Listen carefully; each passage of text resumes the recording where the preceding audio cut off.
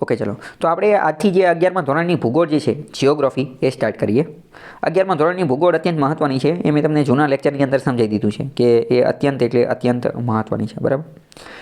પહેલા જ પાનાની અંદર તમને ખ્યાલ આવશે કે આ પુસ્તક બધી બનાવે છે કોણ? તો કે ગુજરાત રાજ્ય શાળા પાઠ્યપુસ્તક મંડળ. ગુજરાત રાજ્ય શાળા પાઠ્યપુસ્તક મંડળ, જેને આપણે GCRT કહેવી, એ જે છે એ આ બનાવે છે. બરાબર. વિદ્યાયન સેક્ટર 10 એની અંદર આવેલું વિદ્યાયન એનું નામ છે. એ ઓફિસનું નામ વિદ્યાયન છે. ત્યાં બધી હોય છે. સૌથી પહેલાં આપણે અનુક્રમણિકા જોઈએ કે આ પુસ્તકની અંદર આપણે સમજીશું શું.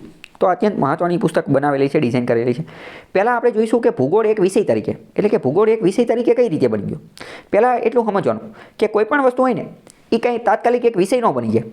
એનું ઇવોલ્યુશન થતું હોય, એટલે કે એની ઉત્ક્રાંતિ થતી હોય. જેમ કે મનુષ્ય છે તો મનુષ્યનું ઇવોલ્યુશન થયું છે ને કે પહેલાં આપણે ચિમ્પાન્જી હતા, બંદર હતા, અને ધીમે ધીમે જે છે એ આપણે મનુષ્ય બન્યા. તો એવી રીતે કોઈ પણ વિષય હોય ને એ તાત્કાલિક વિષય ન બની જાય. એનું ધીમે ધીમે જે છે એ રૂપાંતરણ થતું હોય. ફોર એક્ઝામ્પલ સમજો કે પહેલાં કોમ્પ્યુટર બન્યા અને ધીમે ધીમે અત્યારે તો શું થઈ ગયું કે લેપટોપ બની ગયા, અત્યારે તો આર્ટિફિશિયલ ઇન્ટેલિજન્સ ને રોબોટિક્સ ને એ બધું બની ગયું. બરાબર. તો કે અત્યારે આર્ટિફિશિયલ ઇન્ટેલિજન્સ અને રોબોટિક્સ અને મશીન લર્નિંગ આ બધા એક રીતે નવા સબ્જેક્ટ, નવા વિષય બની ગયા છે ને. અત્યારે તો આર્ટિફિશિયલ ઇન્ટેલિજન્સની અંદર, રોબોટિક્સની અંદર તમે બેચલરની ડિગ્રી મેળવી શકો, કોલેજ કરી શકો, માસ્ટર ડિગ્રી મેળવી શકો મશીન લર્નિંગની ઉપર. પરંતુ આજથી 10, 20, 50 વર્ષ પહેલાં શું આ સ્વતંત્ર વિષય હતા?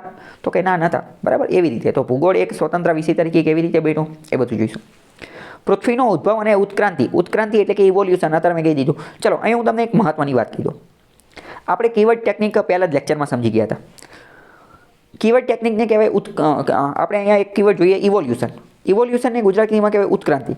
ગમે ત્યારે કોઈ પણ ટોપિક હોય, કોઈ પણ સબ્જેક્ટ હોય, ગમે એ વસ્તુ હોય, ગમે ત્યારે તમે શબ્દ સમજો ને ઉત્ક્રાંતિ, એટલે તમારે મગજમાં આવી જવું જોઈએ કે ઇવોલ્યુશન અને ઉત્ક્રાંતિ. અને તમારા મગજમાં એક ચિત્ર આવી જવું જોઈએ ચિમ્પાન્જીથી, એટલે કે બંદરથી તે મનુષ્ય બનવાની સફર. એટલે કે ઉત્ક્રાંતિ ગમે આવે તો કે એ 1-2 દિવસમાં નહીં થઈ હોય, રાતોરાત નહીં થઈ હોય. પરંતુ શું થયું હશે?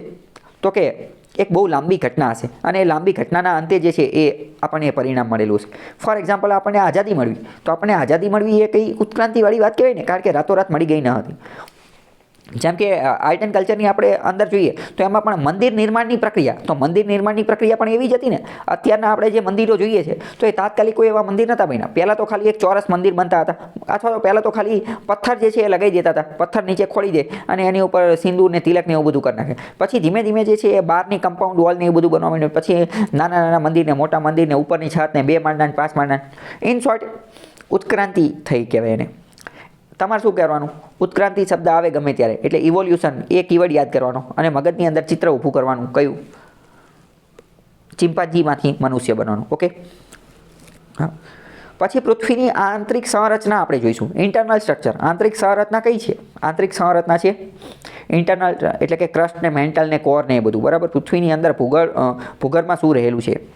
પછી ભૂકંપ અને જ્વાળામુખી, એની ઉપરથી વારંવાર પ્રશ્ન પૂછાતા હોય છે. ભૂમિખંડ અને મહાસાગર. આપણા 4 મુખ્ય મહાસાગર છે: પેસિફિક, આર્કટિક, હિન્દ મહાસાગર, એટલાન્ટિક મહાસાગર, એ બધા. અને જે 7 ખંડો છે એ બધા જોઈશું. ખડક, ખનિજ અને જમીન જોઈશું. ભૂમિ સ્વરૂપો એટલે કે લેન્ડસ્કેપ, જમીન ઉપર જે આવેલું એ બધી વસ્તુ. વાતાવરણ, તાપમાન, પવન, વાતાવરણીય ભેજ. બરાબર. આ બધા અત્યંત મહત્ત્વના કોન્સેપ્ટ છે. એ બધાના અલગ અલગથી ચેપ્ટર આપેલા છે, તો એ અત્યંત મહત્ત્વની બાબત કહેવાય. જલાવરણ, હાઇડ્રોસ્ફિયર, જીવાવરણ એટલે કે બાયોસ્ફિયર, આપત્તિ વ્યવસ્થાપન, ડિઝાસ્ટર મેનેજમેન્ટ, નકશા, એનો અર્થ ને એ બધી વસ્તુઓની ભૌગોલિક માહિતી, આ બધી વસ્તુ જે છે એ આપણે આ ચેપ્ટરની અંદર જોઈશું. ઓકે, ખ્યાલ આવ્યો?